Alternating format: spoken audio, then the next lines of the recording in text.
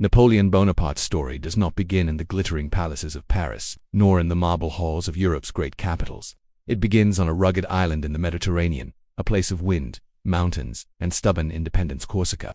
Born on August 15, 1769, in the town of Ajaccio, Napoleon came into the world at a time of turbulence. Corsica had just recently been conquered by France, wrestled away from the Republic of Genoa. The islanders, fiercely proud of their heritage, were not eager subjects of the French crown.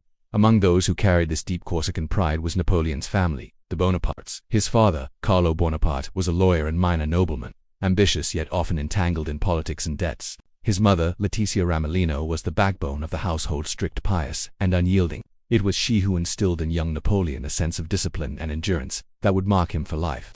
Later he would often say that the strength of his character came from her. But Napoleon was not destined to remain a simple Corsican boy. France, the empire that had absorbed his homeland, would become both his stage and his battlefield.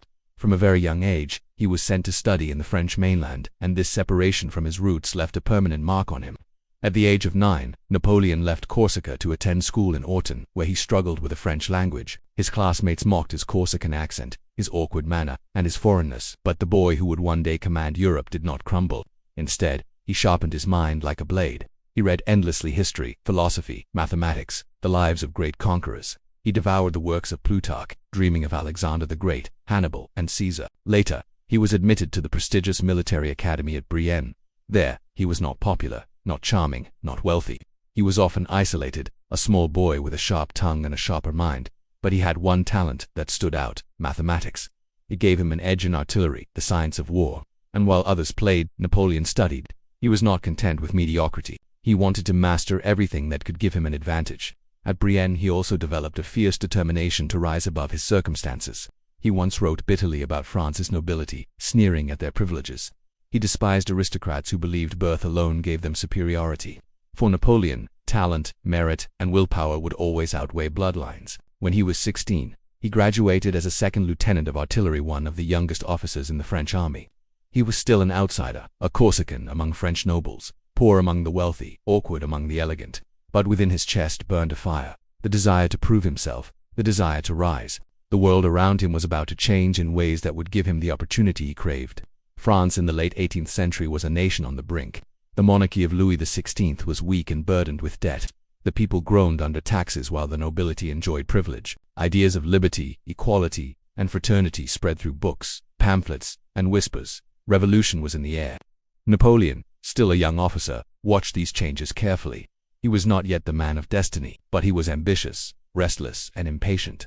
He longed for glory, for recognition, for a place in history. In Corsica, he briefly flirted with nationalist politics, supporting the independence of his island. But fate pushed him toward France, and France soon plunged into revolution. The year 1789 marked the storming of the Bastille, the rise of the revolution, and the collapse of the old order. For Napoleon, it was the beginning of an age of opportunity. In a world turned upside down, where kings were toppled and armies reformed, there was room for men of talent. He was ready to seize it. As the revolution deepened, chaos spread through the country. Nobles fled, generals deserted, and the army needed leaders. Napoleon, with his keen intellect and fierce determination, began to rise. His first great chance came in 1793, at the port city of Toulon. The British had occupied it with royalist rebels, threatening the revolution itself. Napoleon, then only 24, was put in charge of the artillery. What he did there would transform him from an obscure officer into a rising star. With precise planning, innovative tactics, and relentless energy, he broke the British lines, forcing them to abandon Toulon. The victory electrified France. The name Bonaparte was suddenly spoken in Paris, not as a stranger, but as a hero. From that moment, his path was set. The boy mocked for his accent, the outsider scorned for his poverty. The young man burning with ambition, he had found his stage. Napoleon Bonaparte was no longer merely a Corsican dreamer. He was a soldier of destiny, stepping into the storm of revolution, ready to climb as high as fate would allow. And fate, as the world would soon discover, was willing to take him very high indeed. The French Revolution was not only a political earthquake, it was a forge in which destinies were made. For Napoleon Bonaparte, it was the crucible that would transform him. From a little-known artillery officer into the rising star of France, the revolution tore down the old order.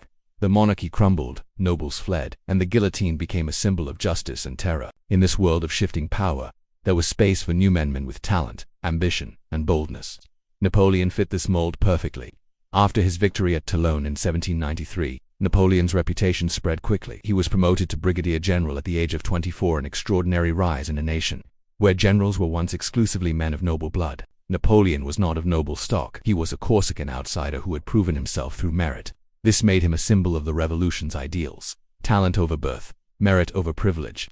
But France was not stable. The revolution was devouring itself. Politifactions clashed violently and chaos reigned in Paris. Napoleon, pragmatic and calculating, navigated these dangerous waters carefully. He aligned himself not with ideology but with opportunity. He had no loyalty to monarchists, Jacobin or moderates. His loyalty was to his own ambition and to the belief that he was destined for greatness. In 1795, Paris erupted in rebellion. Royalists rose against the government, hoping to restore the monarchy. The streets filled with insurgents, threatening to overturn the fragile republic. The government needed someone to act, someone decisive. They turned to Napoleon. It was here that he earned the phrase that would haunt his legend: a whiff of grapeshot. Napoleon ordered his cannons to fire upon the rebellious mob, blasting them with deadly efficiency. In minutes, the uprising was crushed, the government was saved, and Napoleon was hailed as the man who saved the republic. From then on, his star rose higher.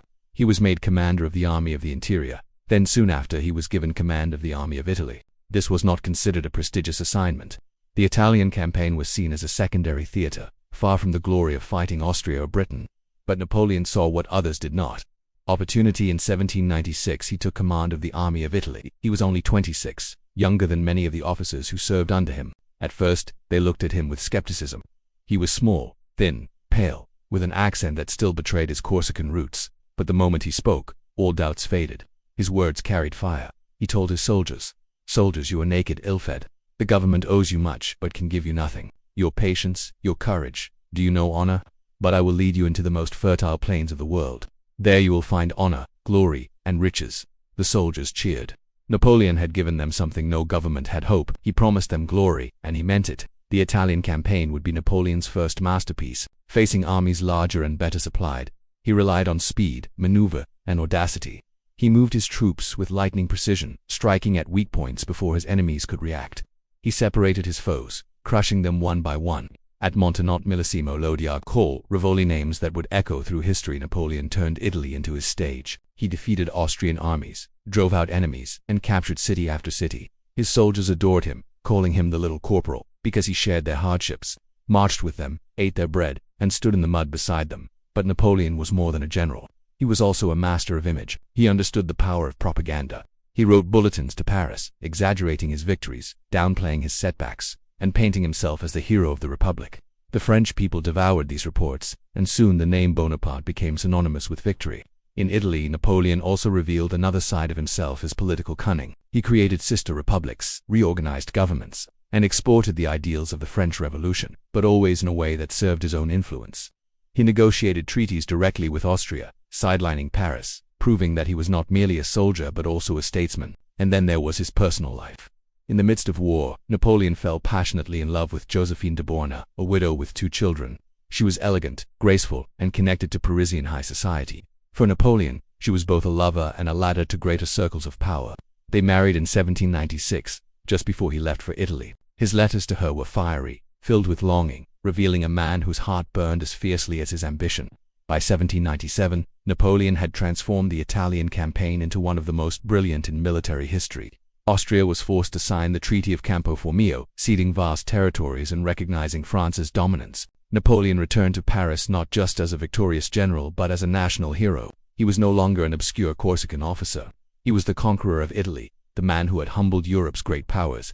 Crowds cheered him, politicians courted him, and the people saw in him the future of France. But Napoleon was not satisfied. Italy was only the beginning. His eyes were set on greater horizons, greater glory. He believed himself destined to shape the fate of nations, and he was eager for the next stage. The world, however, was watching, and soon his ambition would take him beyond Europe, to the ancient sands of Egypt where history, destiny, and danger awaited. By 1797, Napoleon Bonaparte was the most celebrated general in France.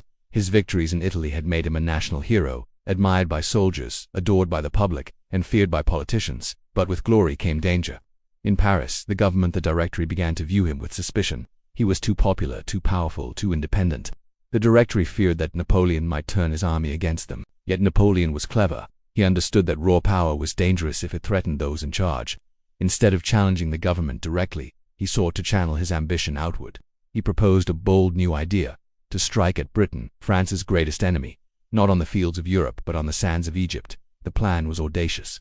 Britain ruled the seas, and France could not match its navy. But Napoleon reasoned that by seizing Egypt, France could threaten Britain's trade routes to India, the jewel of its empire. Egypt, rich with history and strategically located, was the crossroads of Europe, Asia, and Africa. By conquering it, Napoleon could build an empire of his own, separate from Paris, and strike a blow at Britain's global dominance. The Directory agreed. Sending Napoleon to Egypt served two purposes: it advanced French interests abroad, and it conveniently removed their most ambitious general from the political stage at home. And so, in 1798, Napoleon set sail from Toulon with 40,000 men, scholars, scientists, and artists, a vast expedition that was part military conquest, part cultural mission. Napoleon did not simply want to conquer Egypt. He wanted to study it, understand it, and reshape it. This was the age of enlightenment, and Napoleon carried with him men of science, known as the savants, who catalogued Egypt's treasures, mapped its landscapes, and recorded its ancient monuments. From their work would come the description de l'Egypte, a monumental study that opened Europe's eyes to the wonders of the Nile. The expedition was perilous from the start. At sea, the French fleet narrowly escaped the British Navy under Admiral Horatio Nelson, one of the most brilliant seamen in history. Landing in Alexandria, Napoleon proclaimed to the Egyptian people that he came not as an enemy of Islam but as their liberator. His words were calculated. "People of Egypt, they will tell you I come to destroy your religion. Do not believe them. I come to restore your rights, to punish the usurpers, and to respect the Prophet, whom I revere." Napoleon sought to blend conquest with propaganda. He printed proclamations in Arabic, wore Egyptian dress at times, and tried to present himself as a friend of Islam. Yet his actions told another story. Egypt was conquered through violence. At the Battle of the Pyramids in July 1798, Napoleon faced the Mamluks, fierce horsemen who ruled Egypt under the nominal authority of the Ottoman Empire. With disciplined infantry squares and devastating artillery, Napoleon shattered the Mamluk cavalry. As the dust cleared, the ancient pyramids loomed over the battlefield, silent witnesses to a new chapter of history. Napoleon told his soldiers before the battle, "Soldiers, from the heights of these pyramids, 40 centuries look down upon you." It was a moment of myth-making, a phrase that echoed across Europe and burned Napoleon's name deeper into legend. But victory on land was shadowed by disaster at sea. Just days after the Battle of the Pyramids, the French fleet, anchored at Abu Qir Bay, was destroyed by Admiral Nelson in the Battle of the Nile. Ships burned, thousands died, and Napoleon's army was cut off from France. He was trapped in Egypt with no hope of reinforcements. Yet Napoleon turned crisis into opportunity. Isolated from Europe, he ruled Egypt like a sovereign. He established new administrations, reorganized laws, introduced modern science, and explored the land of the pharaoh. His scientists made one of the greatest discoveries in history: the Rosetta Stone, which would one day unlock the secrets of ancient Egyptian writing. Still, the campaign grew harsher. The Egyptians resisted, and uprisings broke out in Cairo. Disease ravaged the French troops, especially the plague, which terrified soldiers and civilians alike. Napoleon's image as a merciful leader was stained when he ordered brutal reprisals against rebels. In Jaffa, after capturing the city, he had thousands of prisoners executed, claiming he could not feed or guard them. This act would haunt his reputation forever. Despite these horrors, Napoleon pressed on, even attempting to invade Syria in 1799. It was a bold but ultimately doomed campaign. His army suffered from heat, thirst, and disease, and his assault on the fortress of Acre failed. The great conqueror, undefeated in Europe, was forced to retreat before the walls of a Middle Eastern city. For the first time, Napoleon tasted the bitterness of failure. Back in France, the situation was changing rapidly. The Directory was collapsing, unpopular and corrupt. Rumors reached Napoleon that France needed him, that his country was on the brink of chaos. He knew that while Egypt was grand, true power still lay in Paris. And so, in August 1799, leaving his army behind, Napoleon slipped away on a small ship, evading the British blockade, and sailed back to France. When he returned, the people greeted him as a hero. They did not dwell on the failures of Egypt but celebrated the victories and the glory. The French were weary of the Directory, weary of instability, and eager for strong leadership. Napoleon had returned at the perfect moment. Within months, he would stage a coup, overthrowing the Directory and seizing power for himself. The general of Italy, the conqueror of Egypt, the hero of the Republic, now stood on the threshold of dictatorship. The Egyptian campaign had been both a triumph and a disaster. Militarily, it ended in failure. But politically, it elevated Napoleon higher than ever. He had proven himself not only a soldier but a ruler, not only a general but a visionary, who saw himself as the heir to both Rome and the pharaohs. Now, destiny called him back to France, where the greatest chapter of his life, the rise to emperor, was about to begin. When Napoleon stepped back onto French soil in October 1799, he was greeted not as the general who had failed in Egypt, but as the savior of the Republic. The French people had long grown weary of the Directory, the five-man government that had ruled since the Revolution. Corruption, inefficiency, and constant crises had drained its legitimacy. The Revolution, once born in fire and hope, seemed exhausted. What France longed for was stability, authority, and vision. Napoleon returned at precisely the right moment. His reputation, polished by propaganda and exaggerated by rumor, made him appear as a man of destiny. In the eyes of the French, he was no longer just a general. He was the symbol of victory, order, and national pride. The political storm. By late 1799, France was facing both external wars and internal turmoil. Armies still clashed in Italy and along the Rhine. The royalists, who wanted to restore the Bourbon monarchy, gained strength. Radicals demanded a return to the Terror. The Directory staggered between factions, mistrusted by all. Into this chaos stepped Napoleon. He aligned himself with two powerful figures: Emmanuel, a politician famous for his revolutionary pamphlet, What is the Third Estate? And Roger Ducos, another director. They planned to overthrow the government and replace it with something more stable. The coup was scheduled for 18 Brumaire year, the 8th November 9, 1799. By the revolutionary calendar, it would be remembered as one of the most important political events in modern history. The day of the coup, on the morning of 18 Brumaire, troops loyal to Napoleon filled the streets of Paris. The Council of Ancients, one of the legislative chambers, was persuaded or intimidated to transferring its sessions outside the city, to St. Cloud for safety. In truth, this was a maneuver to isolate the deputies from the Parisian crowd and put them under Napoleon's control. Napoleon entered the council, dressed in his uniform, his presence commanding. He spoke of the need to save the Republic, to protect liberty, and to bring order out of chaos. But his speech was clumsy. The deputies were suspicious. Whispers spread. Is this another Caesar? Is this the end of the Republic? By the following day, 19 Brumaire, the situation had become critical. In the Council of 500, the younger and more radical chamber, deputies shouted at Napoleon, denouncing him as a traitor. Outlaw him, they cried. Some even rushed at him. For a moment, the coup teetered on the edge of collapse. But then, Napoleon's brother, Napoleon Bonaparte, who was president of the council, saved the day.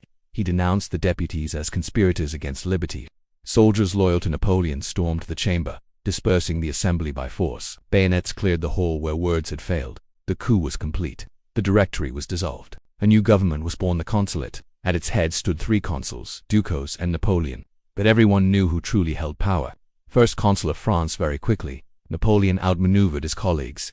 The intellectual had dreamed of a constitutional system with carefully balanced powers. Napoleon had no patience for such theories. Within weeks he rewrote the constitution in his favor.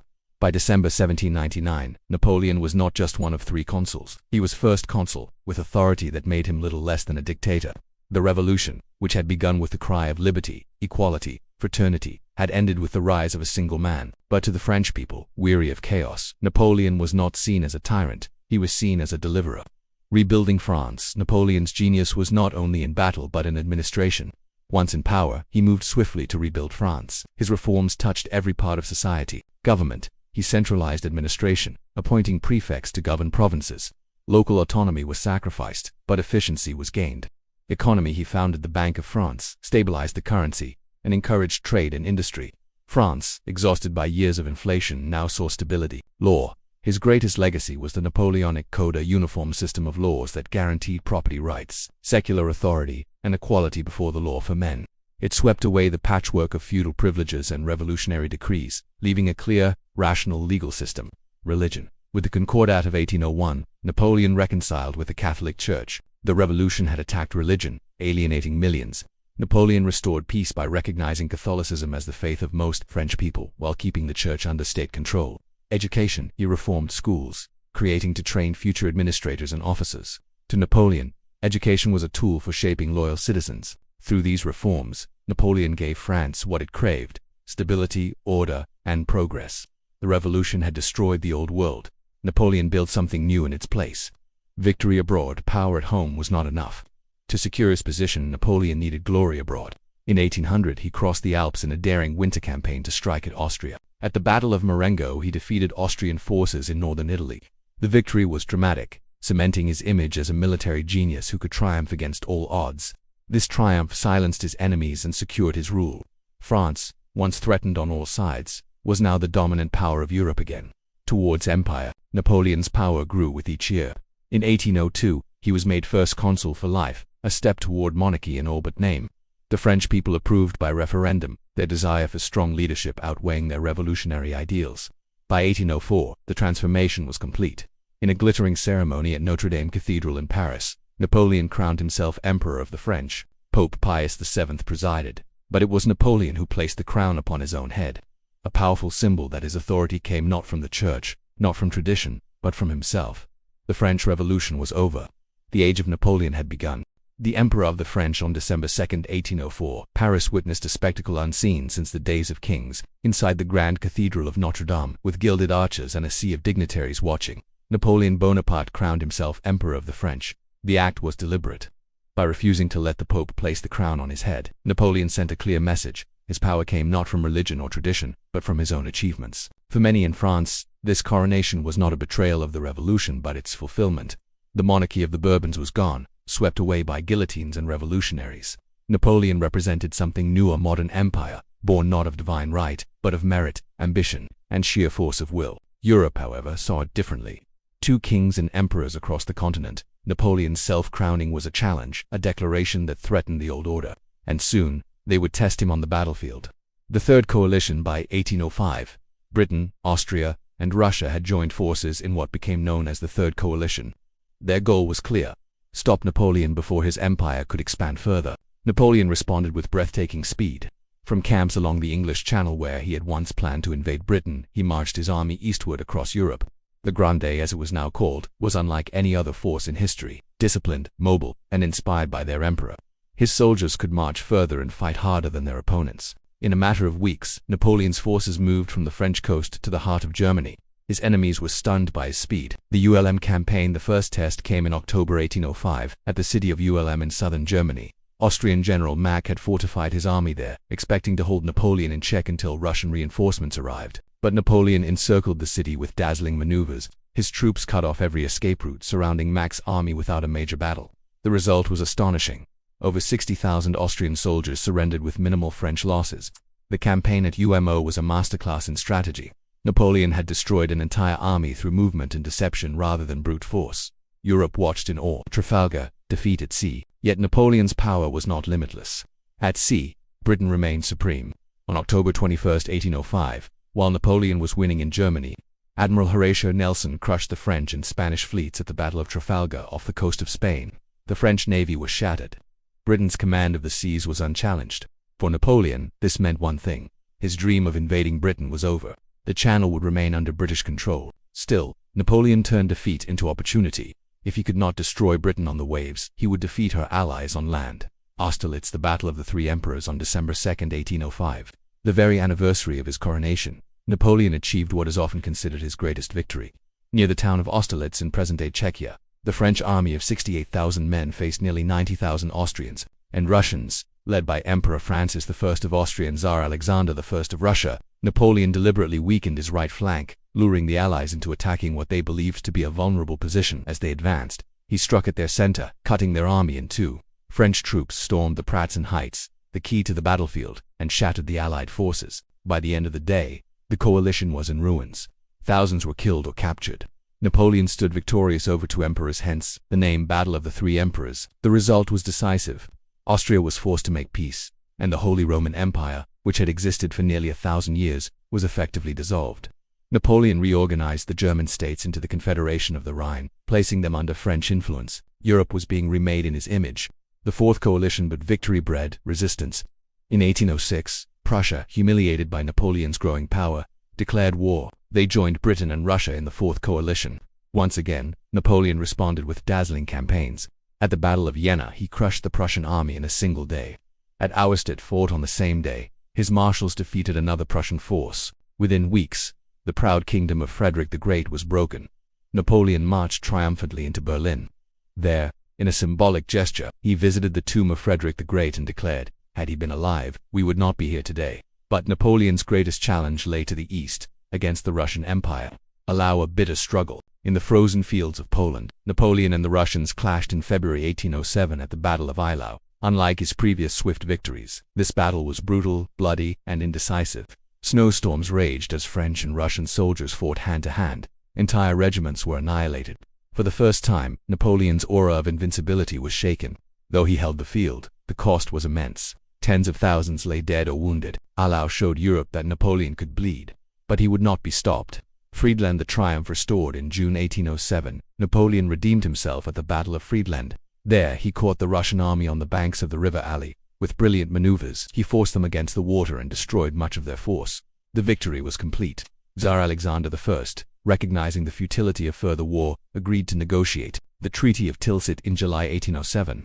Napoleon and Alexander met on a raft in the middle of the Niemen River. The scene was theatrical. Two emperors face to face, reshaping Europe. The Treaty of Tilsit marked the high point of Napoleon's power. Prussia was humbled, losing half its territory. Russia, though still independent, agreed to ally with France against Britain. Together, the two emperors seemed ready to divide Europe between them. At this moment, Napoleon stood at the height of his glory. He was master of continental Europe, feared by kings, admired by soldiers, and loved at least for now by the French people. The shadow of hubris, yet even as he celebrated his triumphs, seeds of future downfall were sown. The war against Britain was far from over. Nationalism was rising in Spain and Germany, and the alliance with Russia would not last. For now, however, Napoleon was untouchable. In just a few years, he had risen from revolutionary general to master of Europe. The world had not seen such dominance since the days of Alexander the Great, but history is never still, and Napoleon's greatest challenges were yet to come. The struggle with Britain, the continental system. By 1807, Napoleon ruled almost all of continental Europe. Austria was humbled, Prussia broken, and Russia temporarily allied with him. Yet one enemy remained unconquered: Britain. The Royal Navy's victory at Trafalgar ensured that the British Isles were untouchable by sea. Napoleon, unable to invade, devised a new weapon: economic warfare. Through the continental system, he declared that all of Europe must boycott British goods. Ports from Lisbon to Warsaw were closed to British merchants. Any country trading with Britain was seen as an enemy of France. On paper, it was a brilliant idea. Cut Britain off from trade, starve its economy, and force it to make peace. In reality, it was nearly impossible to enforce. Smugglers thrived. British merchants found new markets in the Americas and Asia. European economies, reliant on British trade, suffered greatly in many places. Resentment of Napoleon grew. The Spanish ulcer. Napoleon's troubles began in Spain. In 1808, he forced the Spanish king to abdicate and placed his brother, Joseph Bonaparte, on the throne. Napoleon believed Spain would accept French rule as other nations had. He was wrong. The Spanish people rose in revolt. In Madrid, on May 2, 1808, civilians attacked French soldiers in a brutal uprising. Though crushed the next day, it sparked a nationwide resistance. What followed was a new kind of war: guerrilla warfare.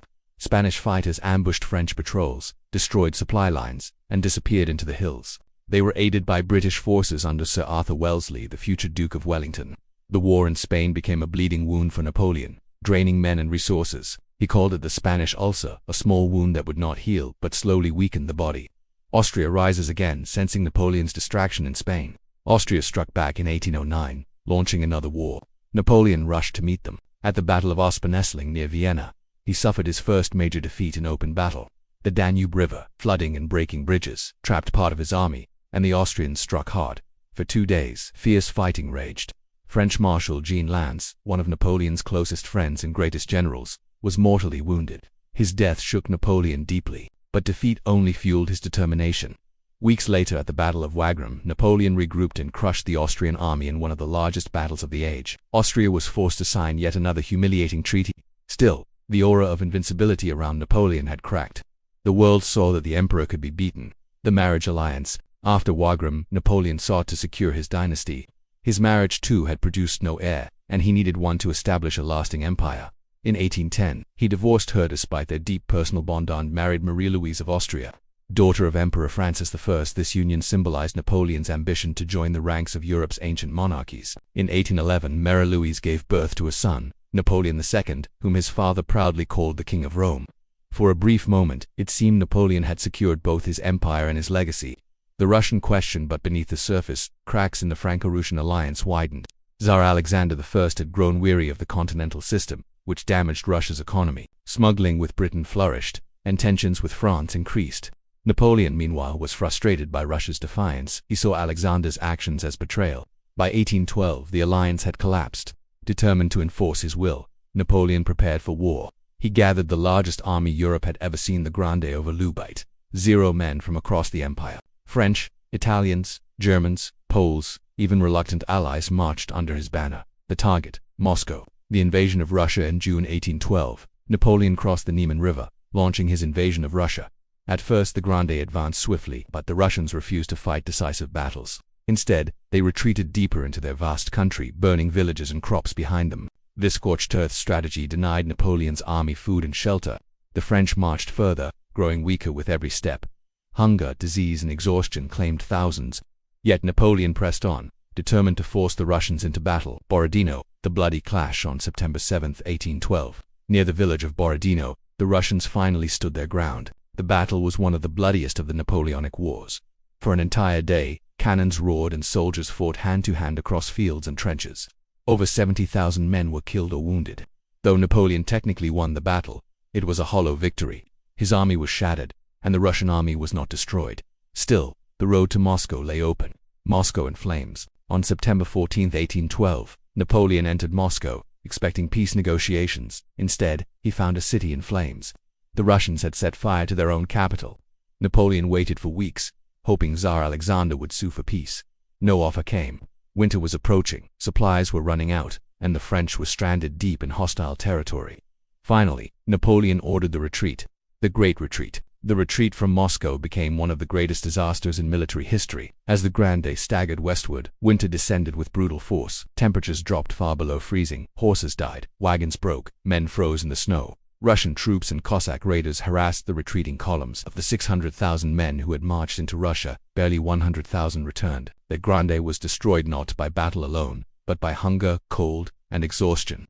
Napoleon himself narrowly escaped capture, abandoning his army in December to rush back to Paris, where political instability threatened his rule. The turning of the tide. The Russian campaign marked a turning point. For the first time, Napoleon had suffered total disaster. His aura of invincibility was gone. Across Europe, nations began to rise once more. Prussia, Austria, and Britain joined Russia in a new coalition. The tide of history was turning, and the man who once dominated Europe now faced a struggle for survival. Europe rises against him. The disaster in Russia shattered Napoleon's power. His once mighty Grande lay in ruins, and Europe saw its chance. Prussia, Austria, Britain, and Russia formed the Sixth Coalition, uniting against the French Emperor. Across the continent, oppressed peoples rose in rebellion, sensing the end of French domination. In 1813, Napoleon fought desperately to rebuild his army. Though he managed to raise new forces, they lacked the training and discipline of his veterans lost in Russia. Still, his genius kept him in the fight. At the Battle of Dresden, Napoleon won a brilliant victory, personally leading his men and showing flashes of his old brilliance. But his enemies were learning. They adopted the Trachenberg Plan, avoiding direct battle with Napoleon himself and instead targeting his marshals. The Battle of Nations. Leipzig, 1813. In October 1813, near Leipzig in Saxony, Napoleon faced his greatest test. The Battle of Leipzig, known as the Battle of Nations, was the largest battle in European history until World War I. Over 600,000 soldiers clashed French troops against a coalition of Russians, Prussians, Austrians, and Swedes for 4 days. Brutal fighting raged. Napoleon fought skillfully, but he was outnumbered, and his allies began to desert him. The tide turned against him when Saxon troops switched sides mid-battle, firing on the French. At last, Napoleon was forced to retreat. The loss at Leipzig marked the beginning of the end. His empire was crumbling. The invasion of France in 1814, the coalition armies invaded France itself. Napoleon fought with astonishing energy, moving rapidly, winning small victories in what became known as the 6 Days Campaign. His brilliance shone once more, but it was not enough. The Allies pushed into Paris. On March 31, 1814, the coalition entered the French capital. The French Senate declared Napoleon deposed. At Fontainebleau, Napoleon considered taking his own life. Instead, he abdicated the throne. The Allies spared his life, sending him into exile on the small Mediterranean island of Elba, the 100 Days. On Elba, Napoleon was restless. He watched from afar as the restored Bourbon king, Louis XVIII, struggled to rule. France longed for stability, and many still remembered Napoleon's glory. In February 1815, Napoleon escaped Elba, landing in southern France with a small band of followers. He marched toward Paris. Along the way, soldiers sent to arrest him instead joined his cause. When he met a royalist regiment, Napoleon stepped forward and declared, "Here I am. Kill your emperor, if you wish." The soldiers shouted back, "Vive l'Empereur!" His return was unstoppable. Within weeks, Napoleon was back in Paris, and Louis XVIII fled. The 100 Days had begun. Waterloo, the final defeat. The Allies moved swiftly. Britain, under the Duke of Wellington, and Prussia, under Marshal Blucher, prepared to face him. On June 18, 1815, near the Belgian village of Waterloo, Napoleon fought his last great battle. The day began with confidence. Napoleon's army pressed hard against the British, but Wellington's troops held their ground. Hours dragged on in mud and rain. When the Prussians arrived in the afternoon, The balance tipped. Despite desperate charges, including the famous assault of the French Imperial Guard, Napoleon could not break through. As the Guard retreated, the cry went up, "La Garde recule." The Guard is retreating. Panic spread. The French army collapsed. Napoleon's reign was over. Exiled to St. Helena. After Waterloo, Napoleon surrendered to the British, hoping for asylum. Instead, they exiled him to the remote island of St. Helena in the South Atlantic, far from Europe, impossible to escape. There, guarded by the British, Napoleon spent his final years. He lived in a lonely house called Longwood, surrounded by a few loyal companions. He dictated his memoirs, reflecting on his life, his victories and his downfall. In his isolation, he shaped his own legend, portraying himself as a man of destiny, betrayed by fortune, yet devoted to France. Death of an emperor on May 5, 1821. At the age of 51, Napoleon Bonaparte died on St. Helena. His final words were said to be, "France, army." He was buried on the island, though in 1840 his body was returned to Paris, placed in a grand tomb at Les Invalides, where it remains today. Legacy of Napoleon. Napoleon's legacy is one of contradiction. He was a conqueror who caused millions of deaths, yet he spread ideals of equality before the law. He crowned himself emperor, yet destroyed feudalism across Europe. He sought to dominate nations, yet inspired revolutions for freedom. His Napoleonic code influenced legal systems worldwide, and his military strategies are still studied in academies. He remains one of history's most brilliant generals and one of its most controversial figures. As the 19th century unfolded, Europe was forever changed by the man who once said, "Impossible is a word to be found only in the dictionary of fools."